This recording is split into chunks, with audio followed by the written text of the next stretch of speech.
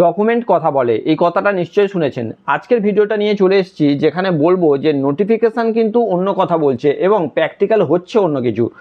নিজে সরকারি চাকরি না করলে অন্নপূর্ণা যোজনার টাকা পাওয়া যাবে, এই কথাটা আজকে আমি মুখে বলছি না, আজকের প্রমাণ সহ আপনাদেরকে দেখিয়ে দেবো যে নোটিফিকেশান অর্থাৎ সরকারি নোটিফিকেশানে কিন্তু এই কথাটা বলা আছে যে নিজে চাকরি না করলে যদি হাজব্যান্ড করে বা পরিবারের অন্য কেউ যদি সরকারি চাকরি করে তাহলে কিন্তু কোনো যায় আসে না, সেই সকল মহিলাদের কিন্তু পাওয়ার কথা। তো চলুন আমি কিসের বেসিসে এত বড় কথা বলছি তা আপনাদেরকে আগে দেখাই। আমি বলছি একটা নোটিফিকেশান সম্পর্কে। নোটিফিকেশানটা কবে এসছে তাও আপনাদেরকে দেখাচ্ছি। দেখুন নোটিফিকেশান নম্বর এবং তার ডেট কিন্তু দেওয়া রয়েছে। এই নোটিফিকেশানে কি বলা হয়েছিল, পরপর 3টে পয়েন্ট দেওয়া হয়েছে। এখানে প্রত্যেকটা জায়গায় লক্ষ্য করবেন সি কথাটা উল্লেখ আছে, অর্থাৎ মহিলার কথা বলা হয়েছে এখানে, সেখানে কোনো পুরুষের কথা বলা হয়নি এবং ডাইরেক্ট মহিলাকে ইন্ডিকেট করা হয়েছে। দ্বিতীয় পয়েন্টে যেটা রয়েছে, she is not any permanent government employment getting regular salary আর পেনশন। এই যে সি কথাটা লেখা আছে, আমি এই জিনিসটাকেই হাইলাইট করতে চাইছি। আমি দরকার হলে বড় করে আপনাদের সামনে তুলে ধরছি। দেখুন এখানে কিন্তু পরিষ্কার সেই নিজস্ব ব্যক্তিগতভাবে বলা হচ্ছে, সেই মহিলার ক্ষেত্রে বলা হচ্ছে যে সে যদি এই পার্মানেন্ট গভর্নমেন্ট এমপ্লয়ি না হয়ে থাকে তাহলে কিন্তু সে পাবে। এই যে নোটিফিকেশানটা, এই নোটিফিকেশানটা আপনারাও কিন্তু গিয়ে ডাউনলোড করতে পারবেন। কোথা থেকে? Women and child development and social welfare বলে যে ওয়েবসাইটের মাধ্যমে এই টোটাল ব্যাপারটা কন্ট্রোল হচ্ছে, সেখানেই এই নোটিফিকেশানটা এসেছিলো। নোটিফিকেশানটা এসেছিলো 19/5/2026-এ, যেখানে 3টে পয়েন্ট দেওয়া হয়েছে এবং 3টে পয়েন্টেই কিন্তু বলা হয়েছে সেই সকল মহিলার কথা এখানে উল্লেখ করা হয়েছে। ফলে এখানে পুরুষ বা তার হাজব্যান্ড কি করে এই ব্যাপারে কিন্তু এখানে কোনো রকম কোনো নোটিফিকেশান নেই, কিছু বলা নেই। এর পরবর্তী যে প্রুফটা আমি এর আগের ভিডিওতে আপনাদেরকে দিয়েছিলাম সেটাও একবার আপনাদেরকে দেখিয়ে দিই, তাহলে আপনারা আরও শিওর হবেন।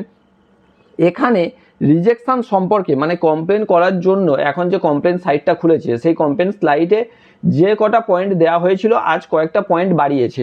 তো যে পয়েন্টগুলো বাড়িয়েছে সেইগুলো আমি পরে আলোচনা করছি। আমার আজকের বিষয় যেটা তা হচ্ছে যে সরকারি মহিলারা যাদের হাজব্যান্ড চাকরি করে তারা পাচ্ছে না, তো তাদের সম্পর্কে যদি আমি কমপ্লেন করতে যাই তো আমাদেরকে সিলেক্ট করতে হবে যে তার হাজব্যান্ড বা তার পরিবারের কেউ কিন্তু এই সরকারি চাকরি করে। কিন্তু এখানে যে কটা পয়েন্ট আছে তার মধ্যে এই 3 নম্বর পয়েন্টটা রয়েছে, যে পয়েন্টে বলা হয়েছে applicant is any permanent government employment getting regular salary.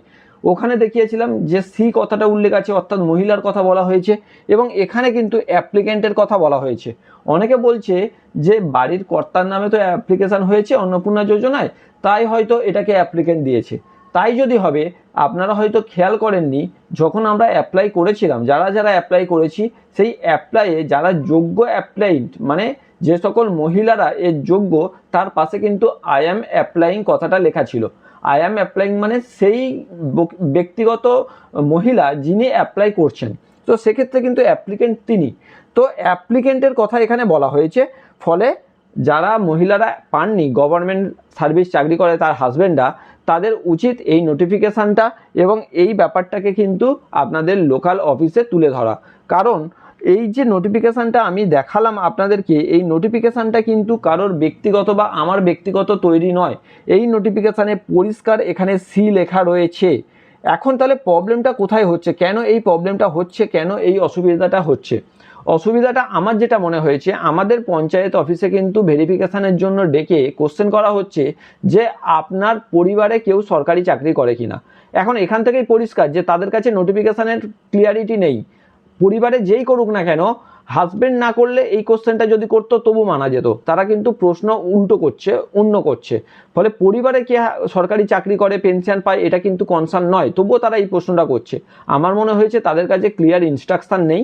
তাই আমি বলবো আপনারা এই ব্যাপারটা হাইলাইট করতে পারেন সরকারের কাছে, যাতে তারা এই ব্যাপারটাকে নজরে আনে এবং শুধুমাত্র যারা সরকারি চাকরি করে সেই মহিলারা বাদ দিয়ে যেন প্রত্যেকেই টাকা পায় তার ব্যবস্থা করেন।